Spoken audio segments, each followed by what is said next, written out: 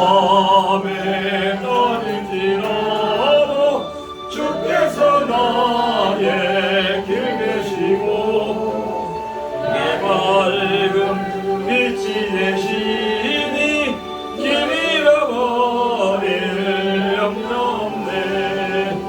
하늘의 영광 하늘의 영광 나의 맘속에 차고도 넘쳐 할렐루야를 힘차게 불러 영원히 주를 찬양하리. 광명한 금이 마음에 받아 명랑한 천국 바라보고 할렐루야를 힘차게 불러 날마다 빛에 걸어가리.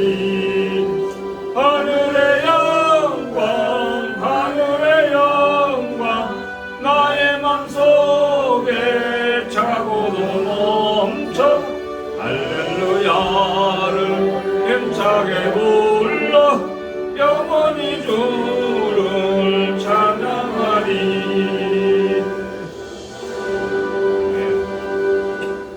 513장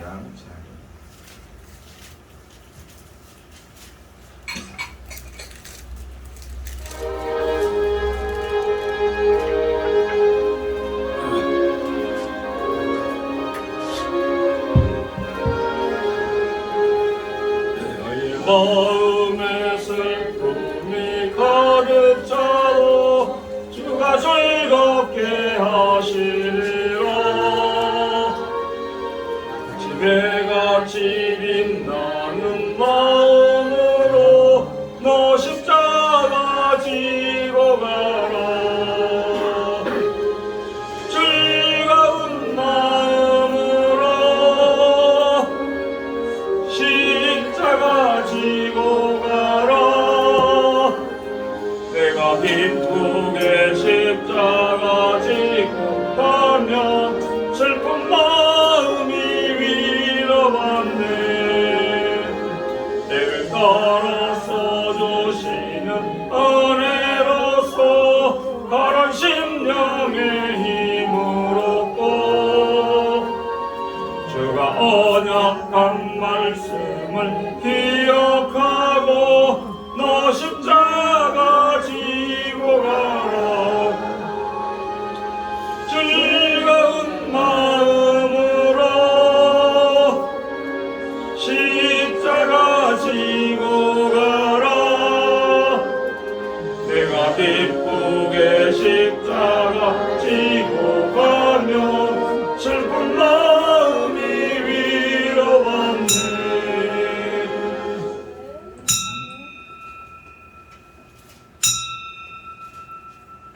다같이 찬송가 549장 부르시면서 예배의 부름에 우리 한 목소리로 응답을 드립니다. 549장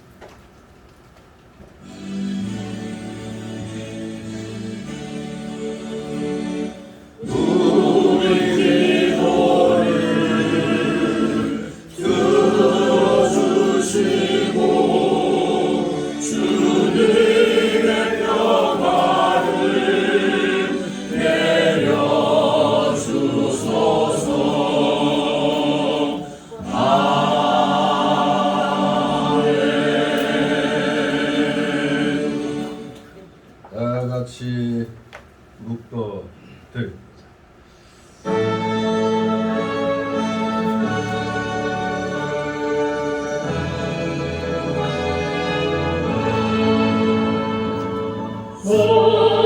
성부성자와 성령 찬송과 영광 돌려보내세.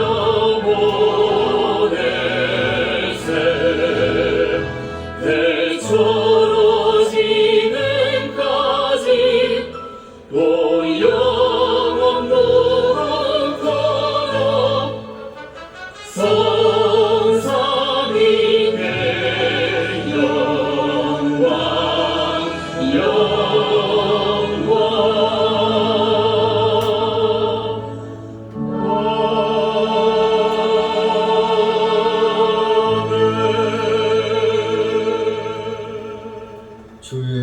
궁정에서 한 날이 다른 곳에서 첫날보다 나은즉 악인의 장막에 거함보다 내 하나님 문지기로 있는 것이 좋사오니 만군의 여호와여 주께 의지하는 자는 복이 있나이다. 아멘.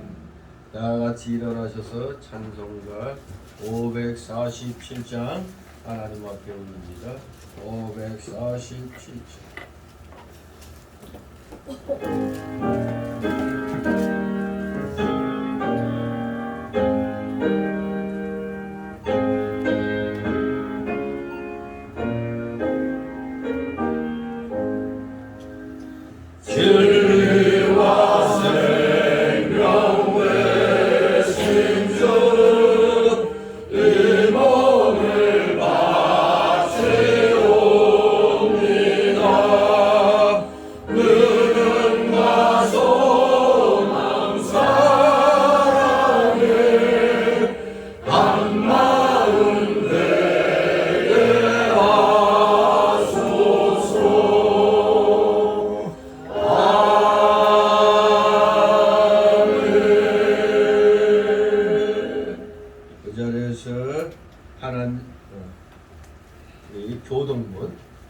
교동문 43번 교동문 43번 마태복음 6장 교동문 43번 교독합니다. 제가 먼저 읽습니다. 내가 너에게 이르노니 목숨을 위하여 무엇을 먹을까 무엇을 마실까 몸을 위하여 무엇을 입을까 염려하지 말라. 목숨이 음식보다 중하지 아니하며 몸이 의복보다 중하지 아니하라. 공중의 새를 보라. 심지도 않고 거두지도 않고 창고에 모아들이지도 아니하되 너희 주님께서 주시나니 너희는 이것들보다 귀하지 아니하라. 너희 중에 누가 염려함으로 그 키를 한 자나 더할 수 있느냐. 또 너희가 어찌 의복을 위하여 염려하느냐. 들의 백합화가 어떻게 자라는가 생각하여 보라.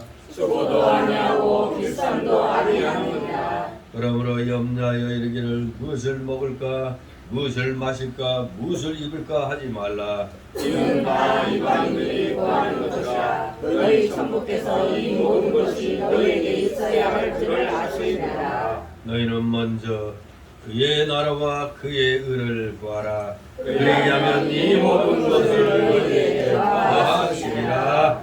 아멘. 다같이 사도신경으로 신앙고백 하나님께 드립니다.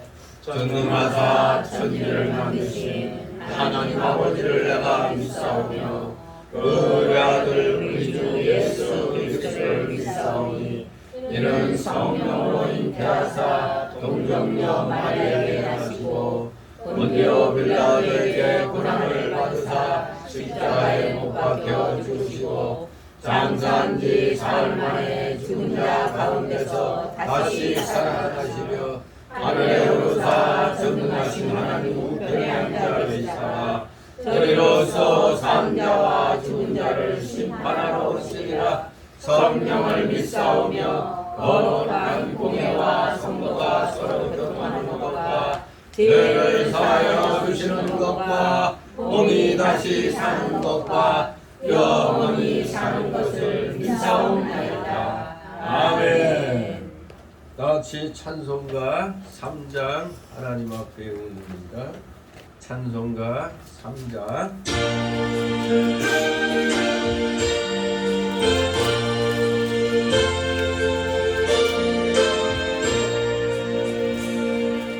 이 천지가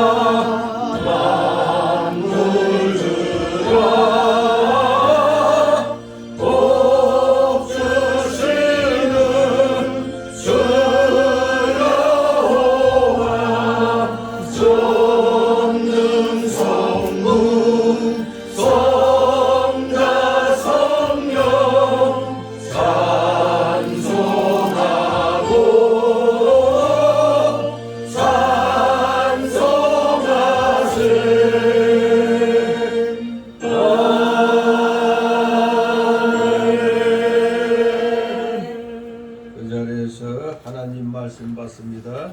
오늘 주일 오전에 주시는 말씀 신약성경 누가복음, 신약성경 누가복음 12장,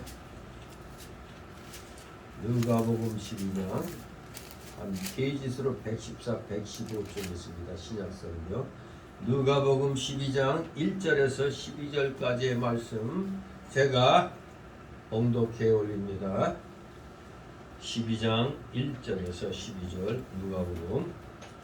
그 동안에 물이 수만 명이 모여 서로 밟힐 만큼 되었더니 예수께서 먼저 제자들에게 말씀하여 가라사대 바리새인들의 누룩고 외식을 주의하라.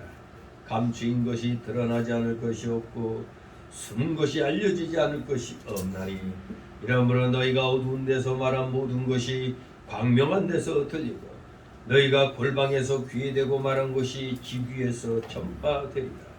내가 내 친구 너희에게 말하노니 몸을 죽이고 그 후에는 능히 더 못하는 자들을 두려워하지 말라.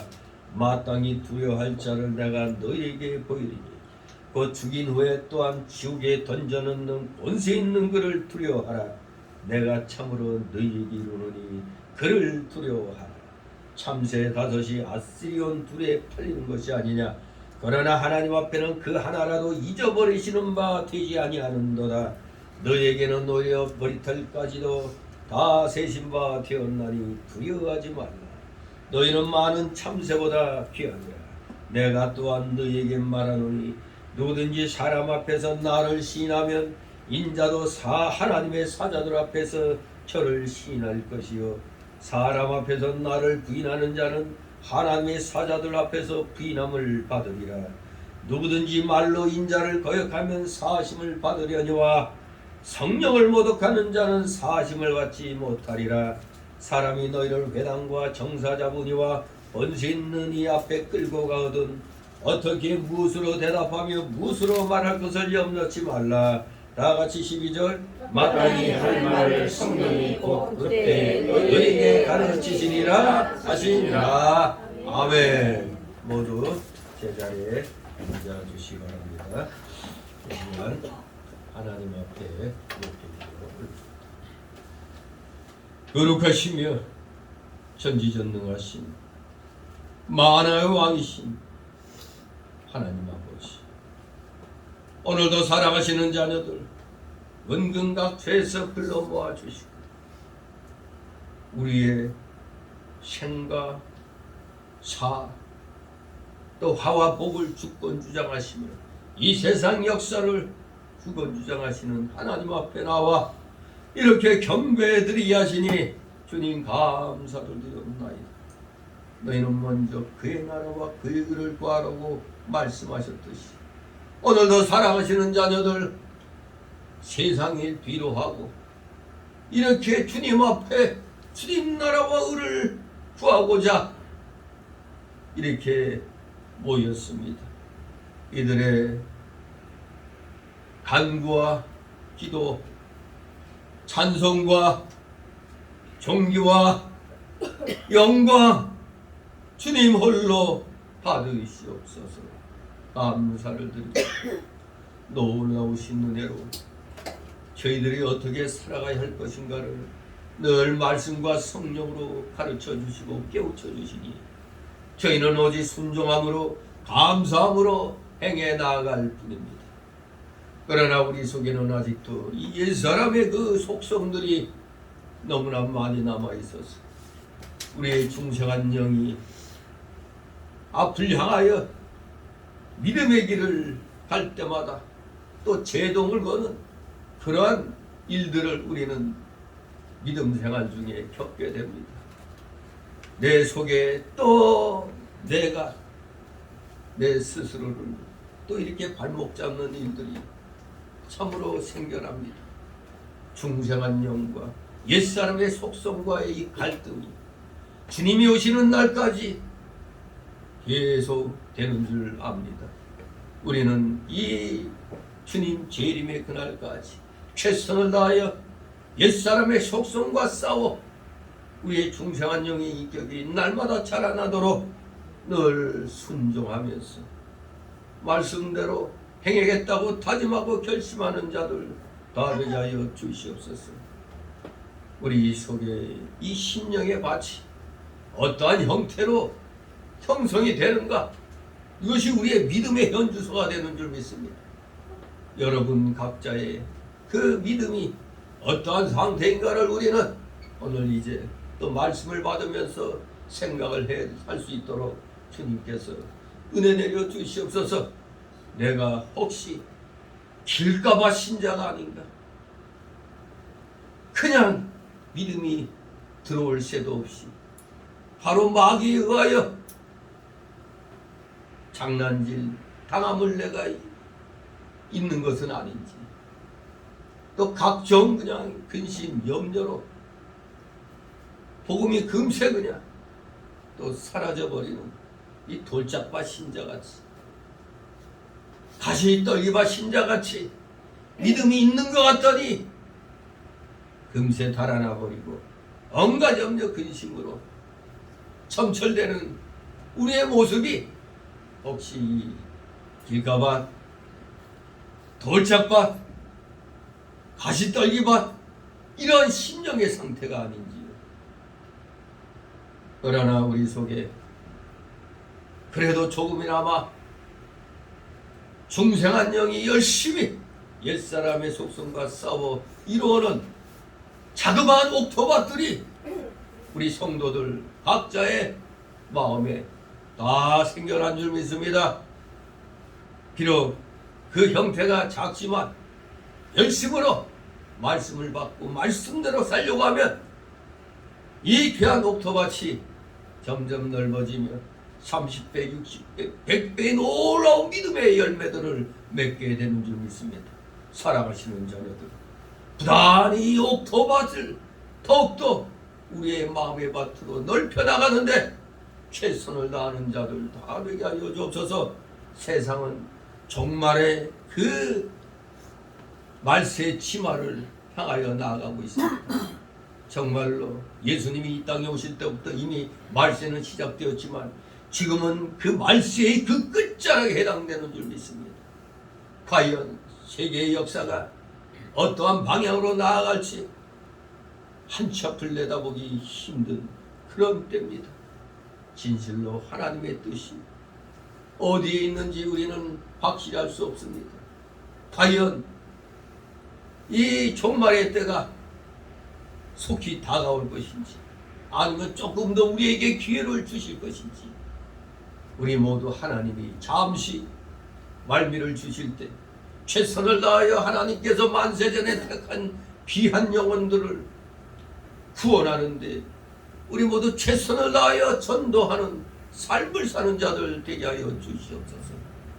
영혼구원의 전도사이야말로 우리 먼저 구원받은 자들의 해야 할 일인 줄 믿습니다. 그저 입으로만 구원받았네 감사하지 말고 정말로 감사하다면 옥토밭 신자 같은 그러한 마음 자세로 우리는 열심으로 영혼구원의 전도의 열매를 맺어나가는데 부족함이 없게 하여 주시옵소서. 감사를 드립니다. 우리 대한민국에 사는 우리 참된 기독교인들, 비록 하나님께서 인정하시는 자들은 적은 수이겠지만 하나님께서는 이 적은 수를 통하여 역사하신다는 걸 우리는 분명히 알아야 되겠습니다. 진실로 이 땅에 기독교인의 탈을 쓰고 마귀 편에 쓰는 자들이 왜 이렇게 교회마다 많이 있습니까? 가짜 교인들, 가짜 성도들이 차고 넘칩니다. 우리 모두 어떠한 상황에서든지 하나님 편에 서야지 세상 마귀 편에 서는 어리석은 자들 없게 하여 주옵소서. 사람 수만 많으면 능력 있고 성공하는 교회라고 착각들을 하는 진실로 하나님께서는 다 한 명의 올바른 영혼 구원하는데 최선을 다하도록 귀한 믿음의 일꾼들을 세우신 줄 믿습니다. 목회자들은 하나님의 뜻에 걸맞게 오늘의 현실을 똑바로 직시하여 불의와 맞서 싸우며 불의에 대하여 성도들에게 깨우쳐 줄 수 있는 선지자적인 그런 역할을 잘 감당할 그런 때인 줄 믿습니다. 나라가 마귀들 손에 들어가면 교회가 어디 있습니까? 다 죽음밖에 없는 줄 압니다. 어리석은 자들, 자유의 맛을 보고 살면서 어떻게 공산주의자, 주사파주의자들에게 모든 걸 바치려고 하는지, 이것은 이단에 빠진 자들과 똑같은 그런 행태인 줄 압니다. 자신이 멸망당할 줄도 모르고 마귀 편에 서갖고 별짓을 다 하고 있습니다. 풍요함과 풍요로움을 이 대한민국에서 누리면서 세계에서 가장 못살고 가난하고 형편없는 독재 국가에 괴수에게 충성하는 이 어리석은 자들이 대한민국 국회에도 차고 넘치고 정치계, 문화계, 교육계, 이게 어떻게 된 일입니까? 아버지, 이 나라 이 민족 불쌍히 여겨주소서. 우리 올바르게 믿음 생활하는 소수의 하나님의 귀한 자녀들을 기억하여 주옵시고, 저 악한 마귀 세력들을 아버지 물리칠 수 있도록 이 어리석은 국민들 일깨워 세워 주시옵소서. 점점점 교회들도 속화되어 가고 있기에 우리 성도들이 정신 차렸어. 저 악한 무리들은 다 교회에서 사라지도록 주님께서 은혜로 충만케 하여 주시옵소서. 끝까지 우리 마지막 때까지 하나님 편에 서서 하나님의 인정을 받는 우리 사랑하시는 우리 성교회 성도들 다 되게 하여 주시옵소서. 하나님이 기뻐하시는 그 소수의 편에 우리 성교회 성도들이 속하기를 소망합니다. 감사를 드립니다. 오늘도 여러 가지 아픈 사연 가지고 나온 우리 성도들 있을 줄 압니다. 힘들고 어려운 우리 성도들 아버지 기억하여 주옵시고, 그들의 수고하고 무거운 짐 못다리들 다 주님께 내려놓사오니 주님 맡아주시옵소서. 그 어려운 문제들을 해결하여 주시옵소서. 아버지, 믿지 아니한 자들이 잘 먹고 잘 사는 것 이제 그만 해야 되지 않습니까?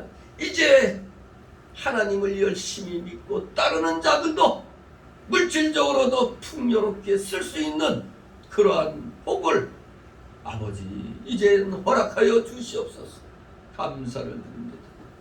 때가 되면 주님께서 다 주시겠지만 저들의 연약한 믿음은 또 이렇게 하나님 앞에 간구합니다. 저희들을 다만 불쌍히 여겨 주시옵소서. 감사드립니다. 이제 피곤한 중에 나왔사오니 우리 성도들 아버지 위로하여 주시옵소서. 선포되는 말씀을 통하여 진정 위로받고 마음의 평안을 찾게 하여 주시옵소서. 졸음막이 물리쳐 주시고 온갖 잡념의 막이 다 내쫓아 주시옵소서. 말씀을 대언하는 부족한 자의 입술과 영을 주장하여 주셔서 올바른 귀한 생명의 말씀만이 우리 성도들의 마음에 비해 그대로 새겨지게 하옵소서. 감사드립니다. 마치는 시간까지 오직 주님께서만이 영광 홀로 받으시옵소서. 예수 그리스도의 이름으로 감사드리며 기도드리옵나이다. 같이 찬송합니다. 502장 찬송입니다. 502.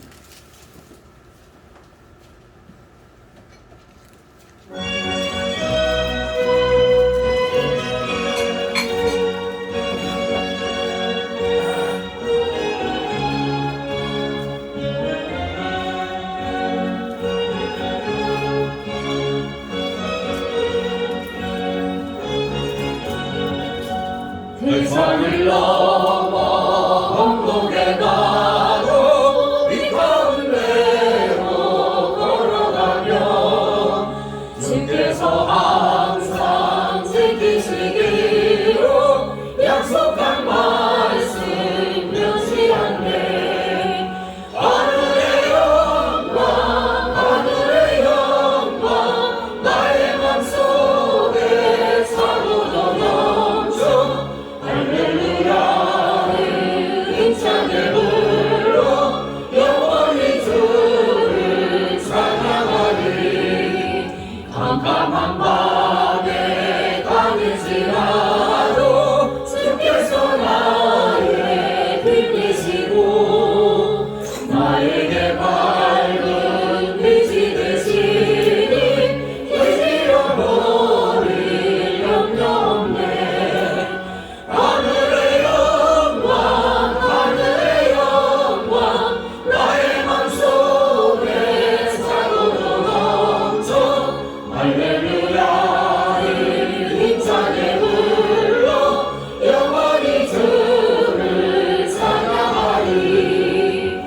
광명한 눈이 마음에 바라 상냥한 손을 바라보고 할렐루야를 힘차게 불러 날마다 빛에 걸어가니 하늘의 영광 나의 맘속에 차고도 넘쳐 할렐루야를 힘차게 불러 영원히 주를 찬양하리. 아멘. 주님의 이름으로 여러분을 환영합니다. 오늘 또 비가 막 쏟아지는데 우리 어르신들 또 두 분이 안 보이시네. 많이 아프신가요? 비가 오면 못 걸어 다니시는 아, 그래서 김연래 집사는 감기, 그것도 코로나라고. 아무튼 우리 힘들고 어려울 때일수록 우리는 하나님 앞에 우리는 나와야 됩니다. 몸이 정 아프면은 교회 가서 들어눕더라도 아니 지하도 있는데 그런 자세로 우리는 생활해야겠습니다. 그런데 그러한 담대한 신앙을 우리가 가질 수 있는 것은 오직 성경 말씀을 통한 성령의 충만함을 받을 때 그때 우리는 담대한 믿음으로 행동을 할 수가 있는 겁니다. 성경을 통해서 담대한 믿음을 갖게 되면 성도로서의 바른 자세를 우리가 사람들 앞에서 보일 수가 있는 겁니다. 성도의 바른 자세가 뭡니까? 담대한 신앙이 밑바탕이 돼야 돼요. 믿음이 담대해야 어떻게 말씀대로 해야 된다 하면 그대로 하려고 우리는 나가게 됩니다. 그래서 오늘 제목이 뭡니까? 담대한 신앙. 여기 이꼬르 성도의 바른 자세라고 했죠. 이게 꽤 오래됐죠. 오래전에 한번 성도의 바른 자세라는 제목으로 한번 설교를 했는데 내용이 또 너무 또 마음에 와닿는 그런 내용이 또 다시 생각이 나서 다시 한번 또 같은 성경 말씀이지만 또 오늘 현실에는 우리에게 또 새로운 또 각오를 또 하게끔 우리를 또 일깨워 주는 것입니다. 굳건한 담대한 신앙으로 우리 모두 성도로서의 바른 자세를 변함없이 갖춰 나가자는 그런 마음으로 오늘 말씀을 보도록 합니다. 이 앞에 11장 37절에서 54절의 내용은 여러분들도 잘 아는 내용이죠. 이 마태복음에서는 7가지 화로 얘기했는데 이 누가복음에서는 6가지 화로서 경고를 하는 예수님의 모습을 보게 됩니다. 그 앞에 11장 37절 54절에서 예수님께서는 유대교 지도자들의 악행과 폐단을 아주 신랄하게 지적을 하셨습니다. 한마디로 화 있을진저 하면서 그 당시에 유대교 지도자들에게 6가지 화를 선포하셨습니다. 그들의 대표적인 그 잘못된 모습은 하여간 겉으로는 되게 경건해. 바로 그들의 외식에 대해서 6가지 화를 선포하시면서 그 잘못을 지적하며 이렇게 말씀을 주셨는데, 그러니 유대교 지도자들이 아니 어디서 그냥 촌딱 같은 자가 나타나가지고 백성들을 막 미혹하면서 그 당시에 권력가들이 자기들에게 도전을 하고 있으니 가만히 당하고 있을 자들이 아니죠. 그러니 우리 예수님께서는 이들에게 6가지로 그들의 잘못을 지적하면서 화를 선포하셨기 때문에 아무튼 이 유대교 지도자들과 예수님과의 관계는 이제 돌이킬 수 없을 상태로 악화가 된 겁니다. 그러므로 그들로부터의 핍박을 예상해서 우리 예수님께서는 오늘 이 누가복음 12장에서 제자들이 오직 굳건한 믿음으로 담대하게 대처해 나가도록 격려하고 있는 겁니다. 우리 예수님뿐만 아니라 예수님을 따르는 제자들조차 이제 그 당시 종교 지도자들, 즉 유대교 지도자들로부터 순환을 당하게 될 것은 그야말로 명약관화한 사실입니다. 그러므로 우리 예수님께서는 장차 제자들이 핍박을 당한다 할지라도 절대 두려워하지 말고 이겨나가도록 이렇게 번면의 말씀을 주시는 겁니다. 굳건한 믿음으로 담대히 대처해 나가라, 이렇게 격려를 하는 겁니다. 복음이 왜 복음입니까? 복음은 성령의 역사로 말미암아 그 자체가, 복음 자체가 생명력을 가지고 있습니다. 생명력을 가지고 있기 때문에 어떠한 이론적 공방이나 무서운 핍박 혹은 사회적, 자연적 재난 등 그 어떤 것도 이 복음을 막을 수가 없는 것입니다. 이건 역사가 증명하고 있습니다. 그리고 실제로 우리의 이 복음이 생명력을 떨칠 수 있는 것은 투옥이나 죽음보다도 하나님의 뜻을 거스리는 것을 더 두려워하여 오직 하늘의 소망만을 바라보았던 순교자적인 증인들의 공로에 연유하는 겁니다. 고린도후서 6장 5절 보면은 온갖 고통을 다 이겨내는 걸 보게 되죠. 매맞음과 갇힘과 요란한 것과 수고로움과 자지 못함과 또 먹지 못한 그야말로 환난과 공경, 곤란이 순교자적인 삶을 산 자들에게 순교하는 그 순간까지도 따라왔던 겁니다. 환난과 공고가 넘쳐났습니다. 그들이 하늘의 소망을 바라왔기 때문에 이것을 담대하게 이겨낼 수 있었던 겁니다. 그래서 오늘 본문 말씀에서 우리는 세 가지 교훈을 찾아내서 우리의 삶의 지표로 삼아야 되겠습니다. 진실로 이 세상을 이길 수 있는 비법이 이 성경에 있습니다.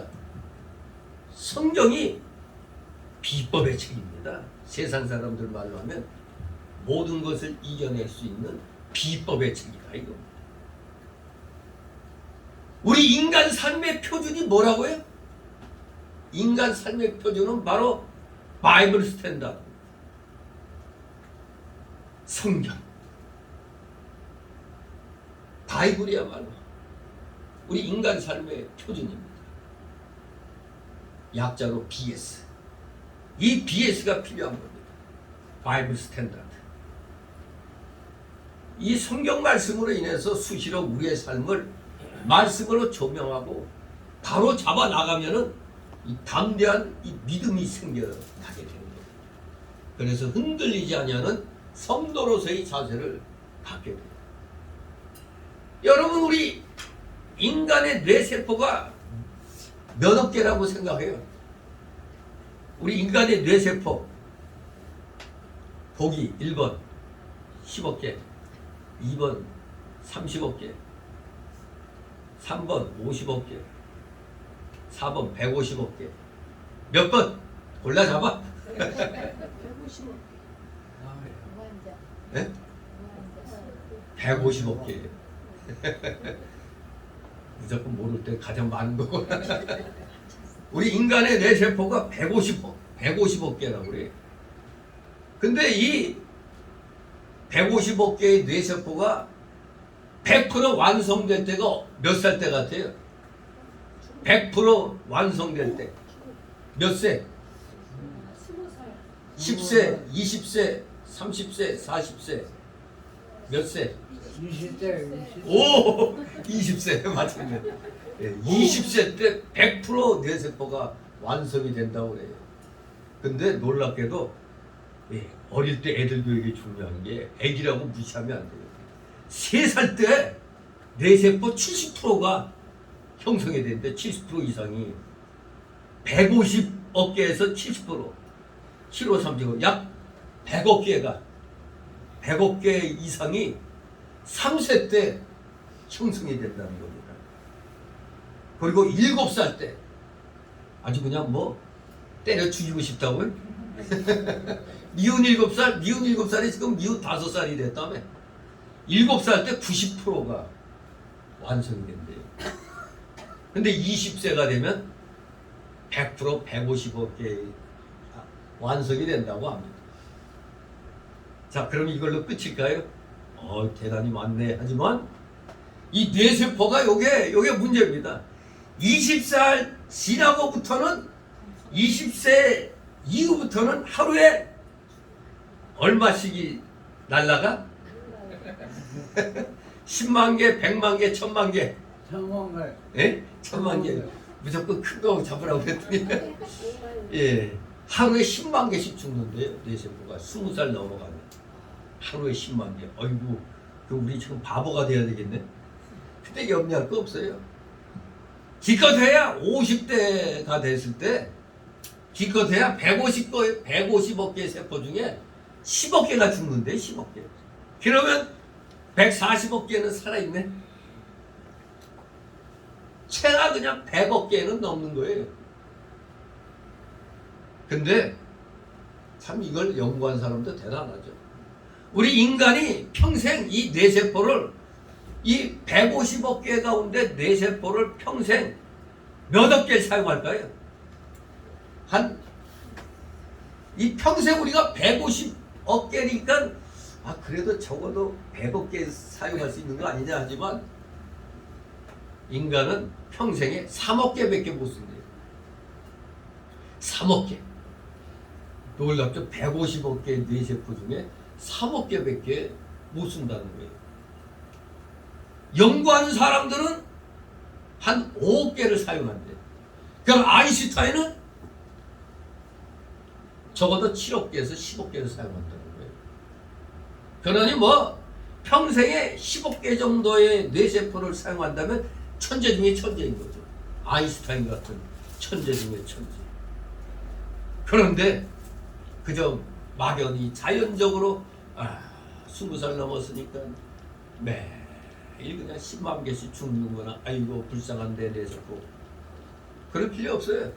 왜냐면 이렇게 하루에 10만 개씩 20대가 넘으면서 죽지만은 이 머리를 쓰면은 또 희한하게도 또 좋아집니다. 왜냐면 이게 우리가 평생 3억 개밖에 못 쓴다고 그러는데 이 머리를 쓰면은 잠자고 있는 뇌세포들을 또 깨워 쓸 수가 있는 겁니다. 그래서 우리가 흔히 머리는 쓰면 쓸수록 나빠진다, 좋아진다? 머리는 쓰면 쓸수록 좋아진다는 겁니다.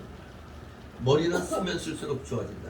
그래서 그러면 어떻게 머리 쓰면 가장 좋을까? 맨날 사기치고 남에게 피눈물 나게 하는 그런 짓거리만 할까? 저 좌파 쓰레기들 같이 맨날 국민들 속이고 맨날 지들 배만 불리는 저놈들은 그런 대가리로 잔대가리 뇌세포가 발달했어요. 남 속이는데. 근데 우리 기독교인은 건전하게 머리를 써야죠.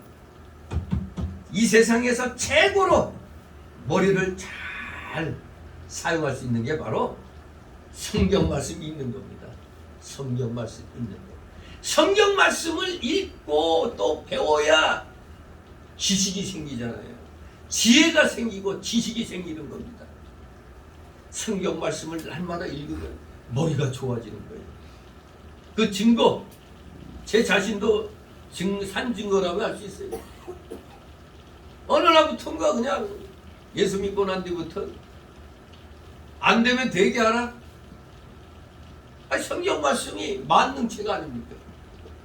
인간이 뇌세포가 150억 개 있는데 기껏 쓰는 게 3억 개라고 그러잖아. 그러면은 그 47억 개가 이걸 개발해야 되잖아요. 근데 성경을 갖다 읽고 성경 말씀을 항상 마음판에 새기면서 성경대로 살려고 하니까 지혜가 생기는 게 지혜가. 제가 일생의 하이라이트가 그때 복사기 큰 거 있었잖아요. 복사기 큰 거 때 여기 그냥 상 놓고 이렇게 있을 때 복사기 큰 거 저기 있었는데 세상에 그걸 내가 싹 분해해버렸네. 그 분해했더니 그게 여기 한가득 가득 차더라고요. 널렸는데. 근데 분해할 때는 막 뜯으니까 좋은데 이제 갖다 맞출 때 맞출 때 정신이 없어. 이게 어떻게 되는 거야. 그래도 차분하게 벽을 다 이렇게 맞춰가지고 해놨죠.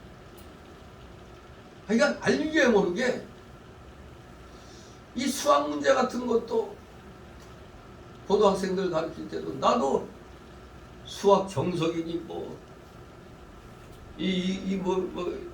수학 1, 2 뭐 정석 이런 거 있잖아요. 공통 수학 이런 거 모르는 게 많았는데 예수님 믿고 난 다음에 생판 모르는 문제도 이상하게 풀어지더라고. 희한하더라고요. 지혜가 생기는 거예요. 성경을 열심히 읽고 열심히 말씀을 공부하고 했더니 지혜가 생기는 거예요. 그래서 아하, 머리는 쓰면 쓸수록 좋은데 최고로 잘 쓰는 게 성경 말씀 열심히 읽고 말씀대로 실천하려고 하면은 머리가 좋아지는 거예요. 왜 저도 뭐 그저 그런 머리인데 전에 한번 우연히 컴퓨터에서 뭘 테스트 해보라는 게 있어요. 처음에는 못 모르고 이렇게 해다 보니까 나중에 결과를 하려고 했더니 돈 내라고 그러네. 에이 하고 그냥 집어쳤는데 이메일로 뭐가 왔어 보니까 아주 좋게 나왔다고. 이런 일도 궁금하잖아 이거. 근데 얼마를 해야 되나 했더니 만 얼마인가 그래. 에이 이와 한 건데. 그러면 문제 못 모르고 그냥 그냥 마치 속도 내가지고 막 조금만 지나면 막 넘어가잖아.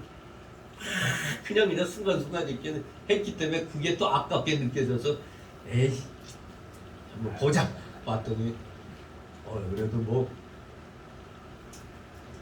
중간 이상으로 그렇게 또 나왔더라고.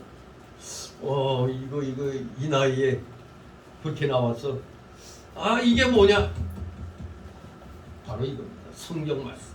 성경 말씀을 날마다 새벽 예배 드리면서 읽고 또 해석하고 기도하고 또 말씀 붙들고 나가서 설교하고. 그러니까 나도 모르게 이 머리가 썩은 게 아니라 나이가 들면 아까 뭐 50대 때 몇 개가 죽는다고 15개가 죽는다고 그랬죠. 그러나 걱정할 거 없죠. 155개 중에 15개니까 145개가 남아있잖아. 145개를 활용을 해야죠. 잠자고 있던 거 세상에 사람이 평생 3억 개밖에 못 쓴다니 무한히 노력하면 그 개발할 수 있다는 거 아닙니까? 최고의 개발 후원자가 성경인 겁니다. 여러분, 이러니 우리가 성경을 우리가 공부하지 않을 수 있겠습니까? 안 읽을 수 있겠어요? 진실로 성경 말씀을 알아야 세상에서는 뭘 알아야 면장이라도 해먹지 그런 말이 있잖아요. 성경의 내용이 뭔지 모르면서 뭐가 맨날 믿습니다 믿사오니 할 수 있어요. 성경 말씀을 바로 깨달으면 지혜가 생기는 겁니다. 그래서 우리가 성도로서 구원받은 자로서 내가 어떻게 살아야 될 것인가 그걸 가르쳐주는 겁니다. 그래서 오늘 첫 번째로 1절 3절에서 우리 성도는 외식을 조심해야 한다는 겁니다. 성도는 외식을 조심하라. 거칠해죠, 거칠해. 자, 첫 번째 단락으로 1절 3절, 두 번째 단락으로는 4절 7절. 성도는 사람보다 오직 하나님만 두려워하라. 사람보다 하나님만을 두려워해야 한다. 이게 담대한 믿음이 있어야지 사람들 눈치 안 볼 거 아닙니까? 세 번째로 8절 12절.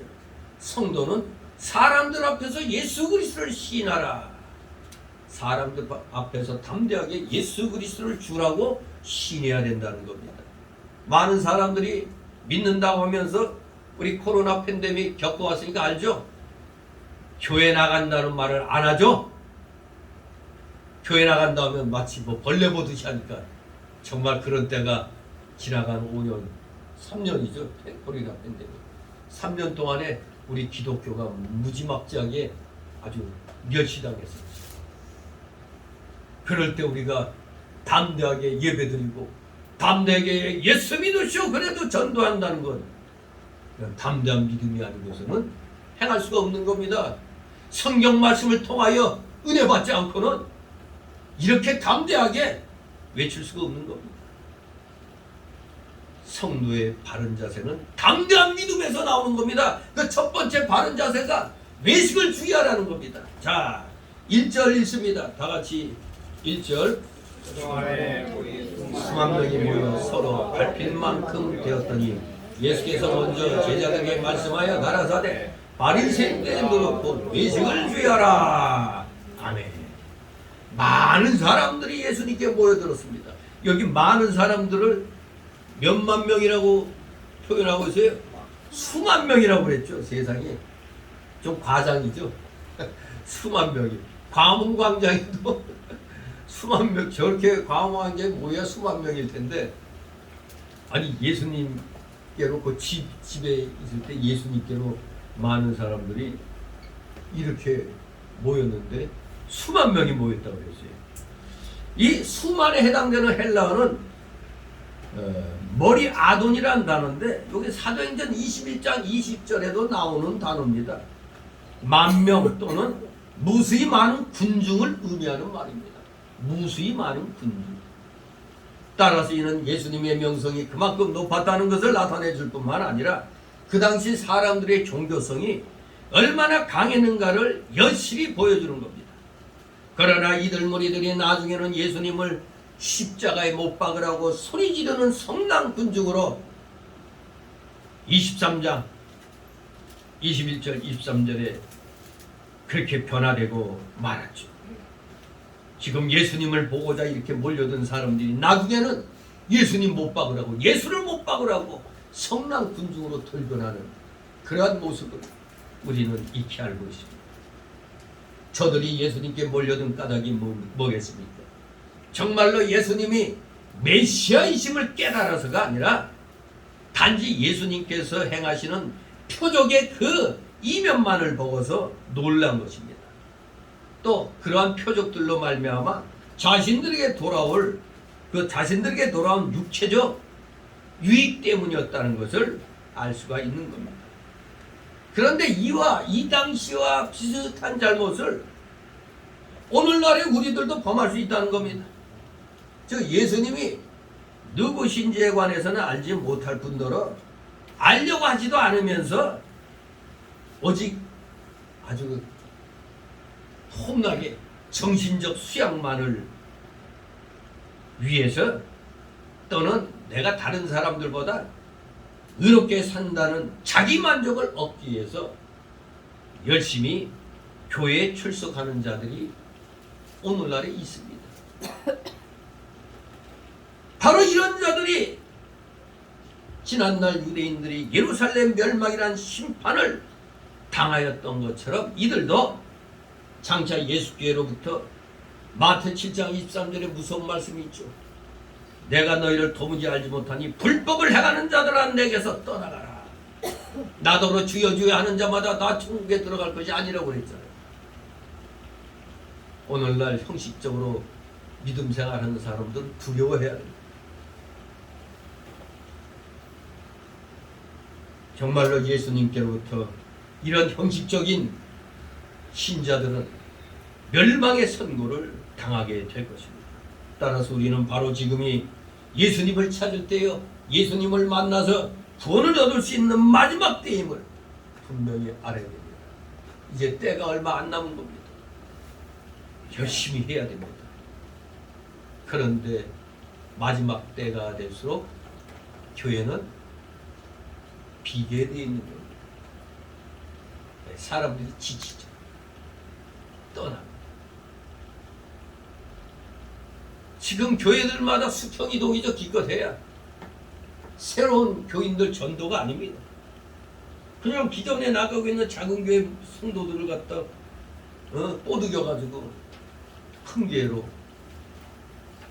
끌고 가죠. 진실로 우리 지금 마지막 때입니다. 마지막 때 믿음의 자세를 굳건히 갖춰야 됩니다.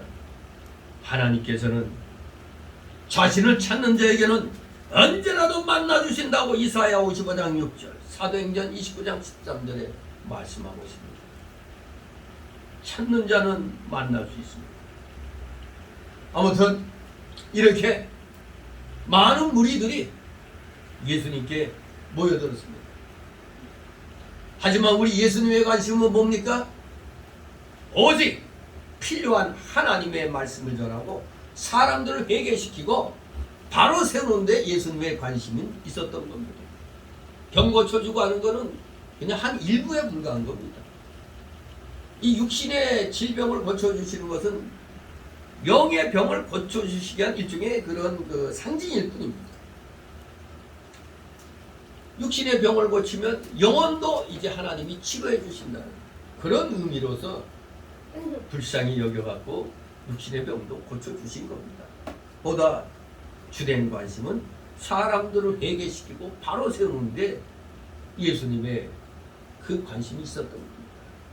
11장에 기록된 대로 바리새인들과 서기관들의 외식에 대해 책망하셨기 때문에 이제 예수님은 제자들에게 저 바리새인들의 외식을 주의하라는 그 교훈을 주실 필요가 있었습니다. 외식이 뭡니까? 겉과 속이 다른 것이죠. 밖에 나가서 식사하는 게 그것도 외식은 외식이지만 한문이 다르죠. 겉과 속이 다른 게 외식입니다. 겉으로는 하나님을 잘 섬기는 것 같지만 속으로는 하나님을 부정하고 하나님을 무시하는 것 같은 것, 이것이 외식입니다. 겉으로는 깨끗한 것 같지만 속으로는 탐욕과 미움과 음란으로 가득한 것 같은 이런 것들이 바로 외식입니다. 우리 대한민국 목회자들 얼마나 경건해 보입니까? 세상 일에 대해서 관심 가지면 안 된대. 그러면서 성도들이 헌금하는 것도 되게 좋아하죠. 아니 성도들은 세상에 나가서 열심히 싸우면서 열매 맺어서 교회에 바치는데, 아니 세상에서 열심히 일하는 성도들에게 세상 일에 관심 갖지 말라니, 아니 뭐 이런 말도 안 되는 소리가 있어요. 어디 대한민국 교회만 이게 통해요. 불교도 같은 말만. 어떻게 하나님의 영역이 세상 정치에는 참견하지 말라고, 아직 하나님은 세상 정치에는 참여하면 안 된다고 그렇게 정해놓은 게 대한민국 교계가 그렇게 해놓은 겁니다. 일제의 영향을 받아서. 이 잘못된 거죠. 하나님의 영역에 제한이 어디 있어요.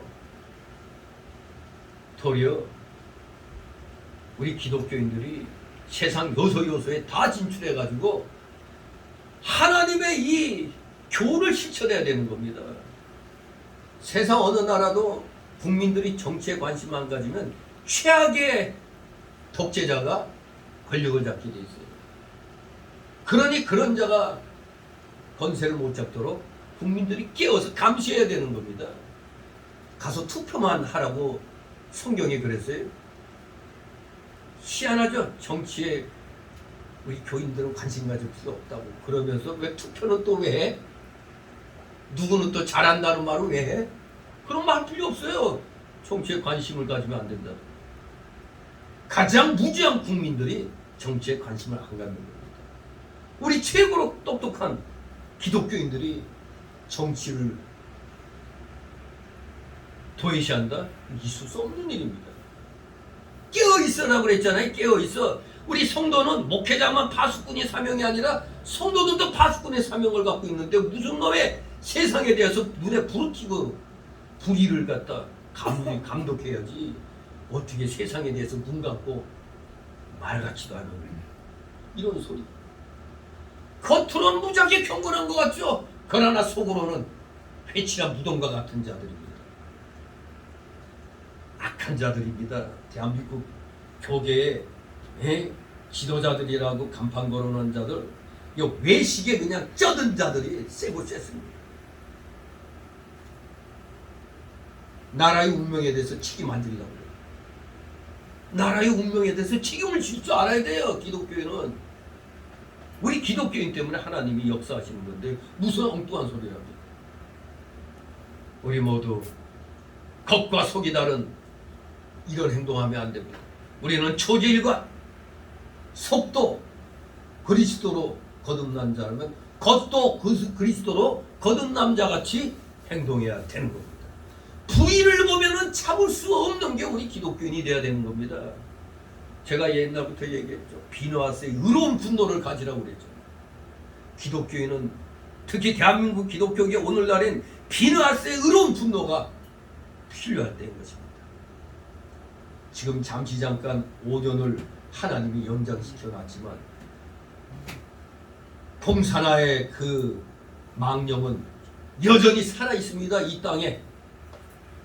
더구나 여기 예수님께서는 외식을 누룩이라고 이제 표현했죠. 바리새인들의 누룩, 곧 외식을 주의하라고 그랬어요. 11장에서 예수님께서 지적하신 그 유대 종교 지도자들이 그 행하는 그 모든 것, 바로 그들의 그 외식이 누룩이라고 표현한 겁니다. 그 같은 외식이 자신도 알지 못하는 사이에 다른 사람들에게 악영향을 끼치게 되는 것을 비유해서 바리새인들의 누룩이라고 말을 하는 겁니다. 그만큼 이 외식주의는 조용히 많은 신령들에게 악영향을 끼치기 때문입니다. 외식은 누룩같이 다른 사람들에게 나쁜 영향을 주며 그래서 교회를 형식적으로 만들게 됩니다. 교회가 형식적이게 됩니다. 그러면 생명력이 없어져요. 교회가 형식적으로 흐르게 되면 생명력을 빼앗기는 겁니다. 그렇기 때문에 교회는 이러한 외식주의, 형식주의를 주의해야 됩니다. 오늘날 왜 교회들이 타락했느냐?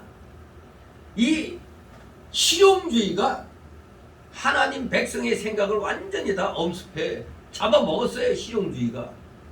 그래서 교인수가 많이 늘어나는 것이 복의 기준으로 간주돼 가지고 이 목적을 이루기 위해서 소위 목적이 이끄는 교회니 아마 이렇게 그냥 한때 그 새들백 교회 운동이 대한민국에 얼마나 그냥 퍼져나갔어요. 좀 큼직한 교회들 보면 벽에다가 무슨 목적이 이끄는 교회 그 다 갖다 붙여놨는데 어느 날부터 그거 없대. 성격이 이끄는 교회가 돼야지. 목적이 이끄는 교회 목적 달성되고 그만이야. 그러니 한때의 흐름에 불과할 뿐입니다. 아무튼 교인 수가 느는 게 복의 기준으로 간주돼 가지고 이 목적을 위해서 하여간 무슨 수단과 방법을 다 취하든 정당화되는 겁니다. 전도하는데 그때 그래서 아주 과할 정도로 전도의 그 상품도 대단하게 냉장고, TV, 그 아주 자기들 교회 수준을 나타내느라고 아유 전도상도 큼직큼직하죠. 그러니까 수단과 방법을 안 가립니다. 그러니까 교인들이 눈에 불키고 믿음 생활하고 있는 교인들까지 다른 교회 교인들까지 끌고 와갖고 야 나 저 상품 탈 때까지만 좀 머릿수만 좀 채워줘 이런 식이 되어버리는 거예요. 수단과 방법을 안 가리는 거. 그저 늘기만 하면 정당화되는 겁니다. 그래서 많은 이 타락한 교회들이 어떻게 바뀌었느냐? 기도의 자리를 프로그램으로 때우는 겁니다. 기도의 자리를 프로그램으로. 다양한 프로그램 하니까 재밌잖아요. 기도 시간을 빼앗어요. 그리고 능력을 사람들의 수로. 교인 수가 몇 명이다. 사람들의 수로 능력 있는 교회, 능력 있는 목회자 그렇게 표현합니다. 또 참된 예배를 드리는 이 자리가 오락으로 바뀝니다. 그냥 젊은 남녀가 나와서 그냥 춤추고 그냥 아이고 오빠는 교회 스타일 해가면서 그냥 그리고 아녀자들 나와가지고 그냥 그 춤추면서 말입니다. 오락으로 참된 예배의 자리를 빼앗았습니다. 또 순수해야 되는데 이 순수성을 교회가 그냥 발전하고 번영하는 것을 그리고 더럽혀지지 않은 복음에 대한 충성을 일종의 교회의 조직체적인 일치로 가발을 해버린 겁니다. 더럽히지 않는 복음에 대한 충성심을 그냥 조직으로 밀어붙이는 겁니다. 오늘날 순복음교회가 세계적인 교회가 됐다고 자랑하는데 그 조직이 중앙정보부 조직을 카피한 거라고 그래요. 벤치마킹한 거라고 그래요.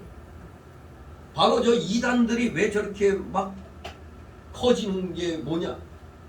공산당시 세포 조직입니다. 그게 세포 조직같이 나가는 겁니다. 마치 그 피라미드라고 그랬나요? 그 다단계? 그것도 그 비슷한 그런 거죠. 세포 조직화돼서 막 분열해 나가는 겁니다. 지금 대한민국 전국에 그냥 이 간첩 조직이 이 세포 조직으로 인해서 쫙 깔렸어요. 대한민국 전체가.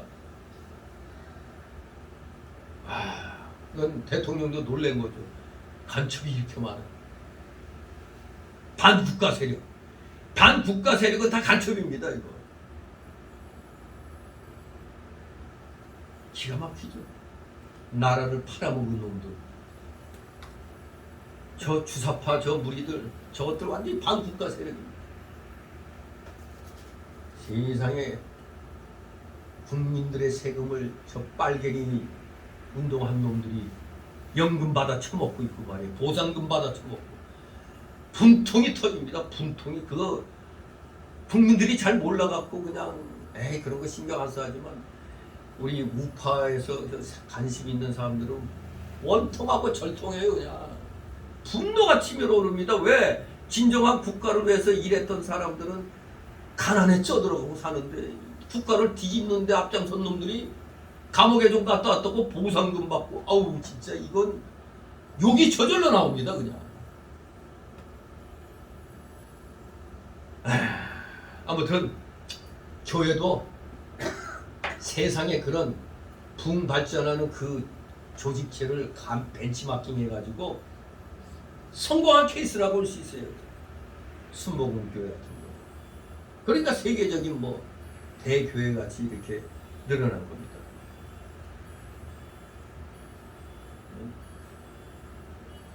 이거 뭐 시끄럽게 소리나 이거. 여기서 자꾸 소리가 나네.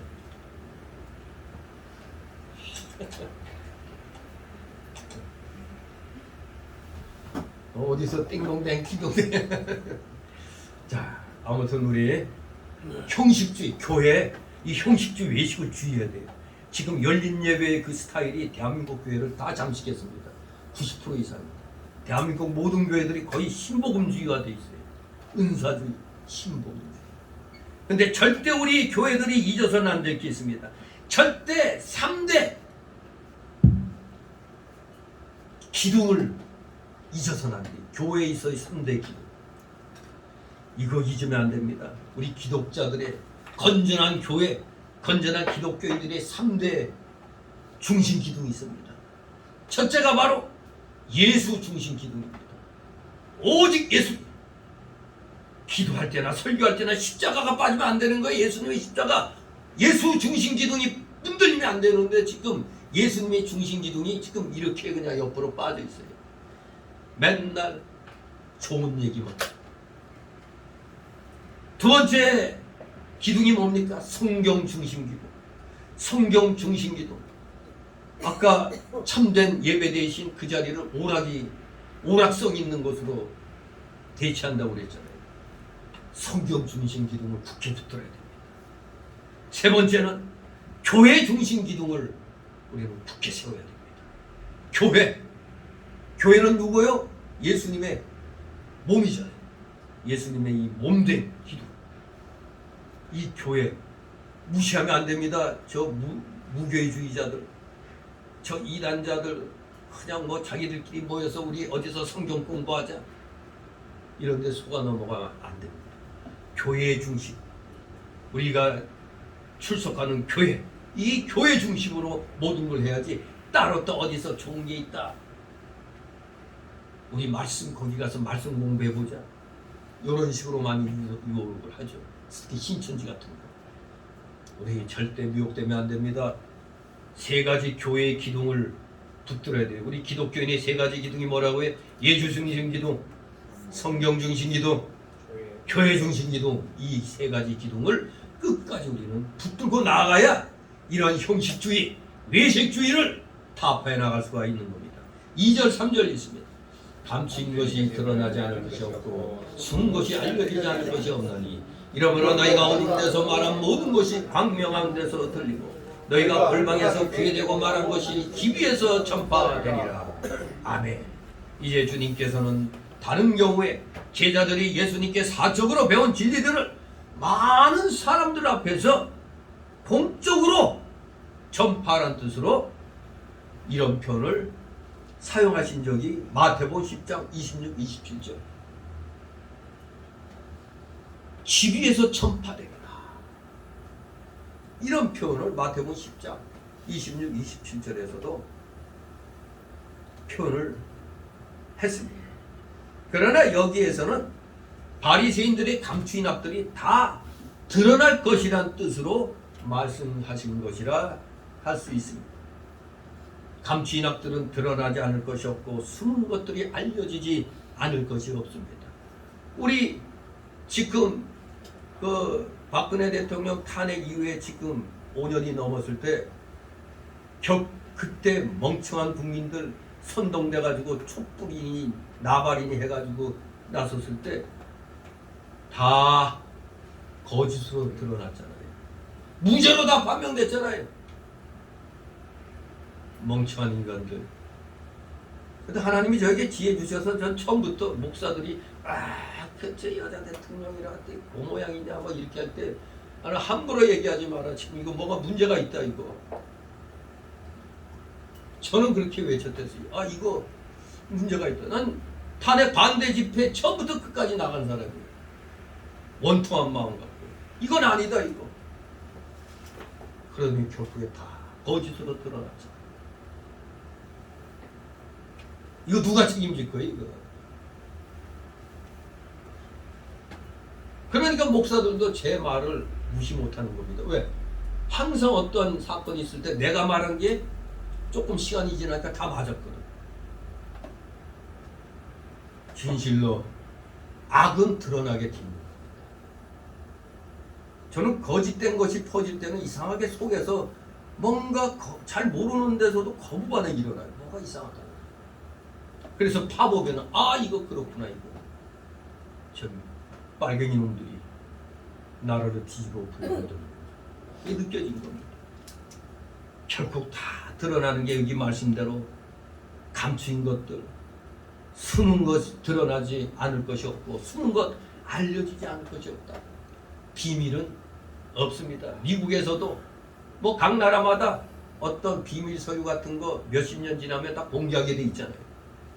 미국 CIA 비밀 문건 5.18에 대한 문건도 결국 드러났잖아요. 그랬더니 무슨 전두환이가 원흉이야 원흉이. 전두환은 그냥 애국운동하다가 평화의 땡까지 쌓고 그 모든 걸 방어를 했다가 뒤늦게 김대중이가 알고 그 위에다가 더 높였잖아요 김대중이가. 그런데 이 애들이 모르고 있어. 그 학교에서 교육을 안 시켰어. 평화의 때 전두환 대통령이 가진 욕 다 먹으면서 했던 건데 거기에 뭐라고 써 있는 줄 알아요? 김대중이가 평화의 때 한 걸로 딱 해놨다고 그러더라고요. 기가 막히죠. 그러나 반드시 거짓은 드러나게 되는 겁니다. 전두환이가 뭐 자기 시군을 하려고 돈 긁어모으려고 평화의 댐 그 사기쳤다고 했는데 알고 봤더니 그 평화의 댐 없었으면 큰일 날 뻔했어. 그러니까 뒤늦게 그냥 김대중이도 양심이 있으니까 김대중이 전두환이가 살려준 거 아니에요? 감옥에 있을 때 사형선고 됐을 때. 그래도 도리어 김대중 때 전두환이가 제일 대접 잘 받았어. 그래도 김대중이가 고향심이 있어서 자기 살려줬다는 거. 아무튼 여러분 평화의 때 전두환 대통령이 세운 거지 김대중이는 뒤에 보강해 놨을 뿐입니다. 근데 자기가 한 걸로 떡하니 만들어놨어. 이 나쁜 놈들이죠. 어디 좌파 놈들. 아무튼 다 드러나는 겁니다. 여기 종교계의 이 바리새인들의 이 악뜻, 그 탐심과 미움과 음란, 이것들 다 드러나게 되는 겁니다. 세상에 은밀한 것이 있어요, 없어요? 없죠. 그래서 우리 한국 사람들이 즐겨 쓰는 말 뭐죠? 속담? 그렇죠. 낱말은 새가 듣고 반말은 쥐가 듣는다. 정말 드러나지 않을 것 없습니다. 그러면 우리는 감추인 악들을 버리고 정정당당하게 살아야 됩니다. 세상에 그 어떤 나라도 비밀 물건이 없는 겁니다. 때가 되면 다 드러나는 겁니다. 유교에 대한 비밀도 옐친 대통령, 러시아 옐친이 대통령 되고 나서 우리나라한테 빚진 거 갚으려니까 갚을 돈이 없으니까 김영삼이 왔을 때 김영삼에게 그 옐친이 그 소련의 그 극비 문서였던 거 유교에 관한 서류를 다 남겨줬잖아요.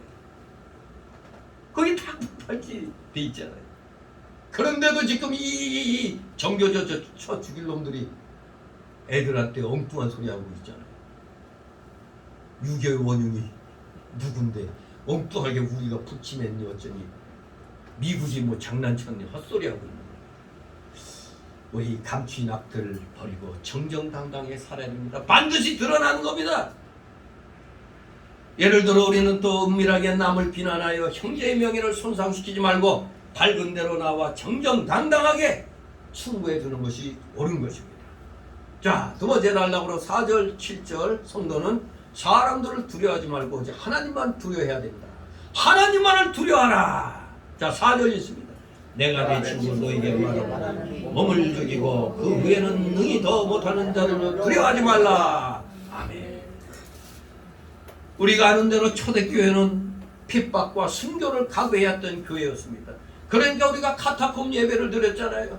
우리 교인들이 굴을 파가지고 땅 굴을 팠어요. 그 마사토기라 굴이 잘 파지는 거죠. 그때 그쪽 지역은 그 굴을 갖다 개미굴 같이 만들어 가지고 거기 안에서 예배드리고 기독교인의 표식으로 물고기 문양 그걸로 기독교인도 아니다 이제 그걸 가렸잖아요. 걸렸다 하면은 그냥 맹수의 밥이 되고 처참하게 죽임을 당했습니다. 무서운 그런 시절이 초대교회 때였습니다.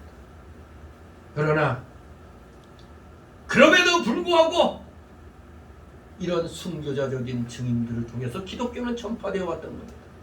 몸을 죽이고 그 후에는 능히 더 못하는 자들이라는 기껏해야 성도들을 핍박하는 자들입니다. 기껏해야 우리 성도들을 핍박할 뿐이지 우리의 영은 어떻게 할 수가 없어요. 60만 죽일 뿐입니다. 우리를 영은 건드릴 수 없잖아요. 영은 하나님 거잖아요. 하나님 걸 어떻게 마귀들이 건드려? 그저 60만 건드는 겁니다. 예수님 자신이 십자가에 못 박혀 죽으셔야 했는데 이 예수님 이 60만 인간의 몸을 입은 그 60만 십자가에 못 박힌 거지. 그 영은 하나님 소속이니 뭐 마귀는 어떻게 할 수가 없어요. 우리 사람의 몸이 죽는다고 해서 전부 죽는 게 아니죠. 60만 죽는 겁니다. 몸의 죽음으로 사람의 생명이 다 끝나는 게 아닙니다. 사람의 영혼은 불멸적이기 때문에 그것은 몸의 죽음 이후에도 존재하는 겁니다. 문제는 사람의 영혼이 천국에서 안식을 누리느냐 지옥에서 고통을 당하느냐의 차이가 있을 뿐입니다. 천국과 지옥의 차이입니다. 몸의 죽음 후의 영혼의 상태는 우리 사람이 어떻게 할 수가 없잖아요. 오직 심판자 하나님의 손에 달려 있습니다. 그러므로 주님께서는 몸을 죽이고 그 후에는 더 무엇을 할 수 없는 사람을 두려워하지 말라고 말씀하신 겁니다. 기껏해야 저놈들은 우리 육신밖에 못 죽여. 영을 지옥에 벌어 멸할 지옥 불못에 떨구는 그 주님을 두려워해야지. 이게 기껏해야 우리 60만 죽이는 저것들 두려워하지 말라는 겁니다. 다 같이 5절 있습니다. 마땅히 두려워할 자를 내가 너에게 보이니 또 죽인 후에 또한 지옥에 던져넣는 권세가 있는 그를 두려워하라. 내가 참으로 너에게 이르노니 그를 두려워하라. 아멘. 우리 하나님이야말로 사람을 죽인 후에 그를 지옥에 던져넣는 권세를 가지고 계십니다. 이 지옥 심판은 악인들에게 내리시는 하나님의 공의의 심판입니다. 지옥은 영원히 불의 고통을 당하는 곳입니다. 예수님께서는 부자와 나사로의 이야기에서 지옥에 던지은 부자가 불 가운데서 고통당하고 있었다고 누가복음 16장 23절 24절에 말씀했습니다. 세상에 살 때는 부귀영화 누리며 살았지만 나사로 거지 나사로는 그저 그냥 죽어라며 살았지만 죽은 후에는 완전히 상황이 달라졌습니다. 부자는 지옥 불못에서 고통당하고 있고 나사로는 주님 품 안에 있었던 것입니다. 이러한 무서운 불못 지옥에 비하면 사실 우리 몸의 죽음의 슬픔은 아무것도 아닌 거죠. 그러므로 주님께서는 단지 사람의 몸을 죽일 수 있는 사람들을 두려워하지 말고 그 영혼을 지옥불에 던져놓을 수 있는 하나님을 두려워야 한다고 말씀하시는 겁니다. 지옥의 교회는 이처럼 하나님께서 사람을 지옥에 던져놓으시는 권세가 있다고 말씀하십니다. 예수님은 다른 곳들에서도 지옥에 대해서 확실히 말씀하고 계십니다. 마태복음 5장 29절 30절, 마가복음 9장 43절 49절. 거기에는 구더기도 죽지 않고 불도 꺼지지 아니하느니라. 사람마다 불로서 소금치듯 함을 받으리라. 지옥은 공의 하나님께서 악인들에게 최종적으로 내리시는 공의로운 형벌입니다.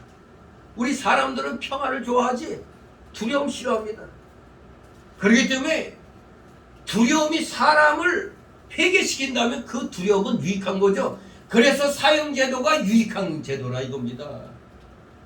사형제도가 있음으로 인해 갖고 나도 사람을 죽이면 나도 죽는다. 그래서 사형제도가 필요한 겁니다. 물론 사형을 시킬 때는 수많은 그 올바른 검증이 필요하죠. 정말로 그 살인자를 찾아야지 애매한 사람을 누명씌워갖고 죽이면 안 되죠. 이제 그런 것 때문에 사형제도를 뭐 폐지하니 어쩌니 그런 말이 있는데 이제 윤석열 정권 들어와가지고 사형제도가 다시 부활이 됐습니다. 우리나라 뭐 형식적으로는 사형제도가 있었는데 사실 실제적으로는 사형제도 폐지 국가나 똑같았어요. 그러나 이제는 다시 사형제도를 부활을 시킨 겁니다. 두려움이 사람을 회개시키고 생각을 바꾸게 한다면 그 두려움은 유익한 겁니다. 그래서 우리 기독교인들에게 또 세상 사람들에게 지옥, 천국 이거 중요한 겁니다. 이 로마 교황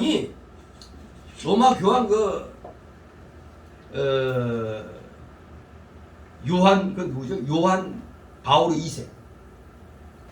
이 US 뉴스 앤 월드 리포트에 의하면은 이게 이제 2000년 1월 30일자에 바티칸 교황청과 가까운 관계를 가진 한 예수의 잡지가 이런 말을 인용했습니다. 즉 지옥이란 장소가 아니고 상태다. 즉 사람이 하나님의 결핍으로 인해 고통을 당하는 사람의 존재 상태. 이걸 장소로서의 지옥을 부인했습니다. 교황 요한 바울 2세는 바티칸의 청중에게 분명히 말했습니다. 지옥은 장소가 아니고 자신들을 하나님으로부터 자유로이 그리고 명확히 분리시키는 자들의 상태를 가리킨다고. 상태래요. 장소로서의 지옥이 아니라.